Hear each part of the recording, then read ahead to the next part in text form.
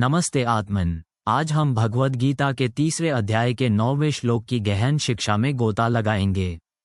ये श्लोक हमें सिखाता है कि हम संसार में अपने कर्मों को कैसे करें ताकि उनसे बंधे नहीं। भगवान कृष्ण अर्जुन से कहते हैं, यज्ञाथाय कर्मणोऽन्यत्र लोकोऽयं कर्म बंधनः तदर्थ कर्म कौन्तेय मुक्तसंगः समाचर।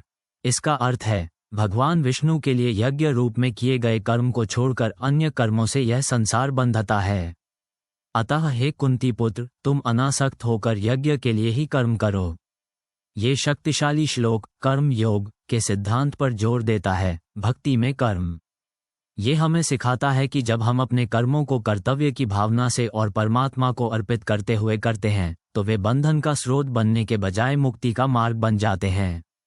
ये कर्म से बचने के बारे में नहीं है, बल्कि इसके पीछे हमारी मंशा को बदलने के बारे में है।